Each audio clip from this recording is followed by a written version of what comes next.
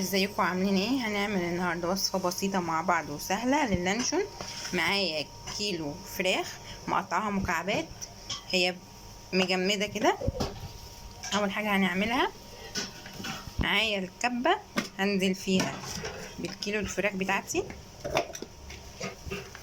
هضربه كويس ماشي، وبعد كده اوريكم هنعمل ايه تاني. بعد ما ضربته كده كويس وبقى ناعم، هنعمل ايه بقى؟ التوابل اللي هنحطها عليه. اول حاجه هنجيب طبق هنحط عليه كوبايه ميه ساقعه. ده كده شكل الفراخ بعد ما ضربتها كويس بالتوابل. معايا هنا بقى استريتش علشان احط عليه اللانشون، واوريكم هنسويه ازاي.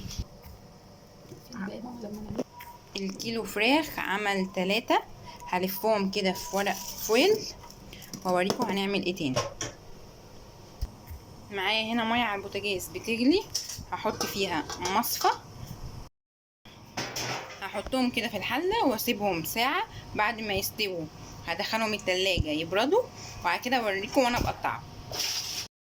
ده بعد ما سبته ساعه على البوتاجاز يستوي، وقفلت عليه وسبته يهدى شويه. هفتح كده واحده معاكم ونشوف شكلها من جوه بقى عامل ازاي وطعمه بقى عامل ايه. نشوف استوى ولا لسه.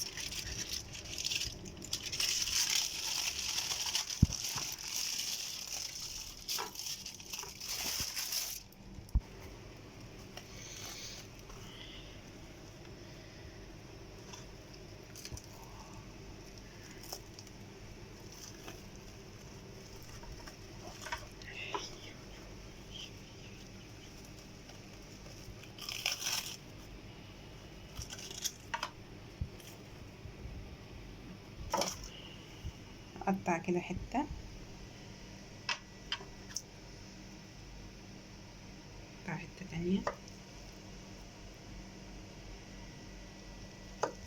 وندوق ونقول لكم طعمه ايه.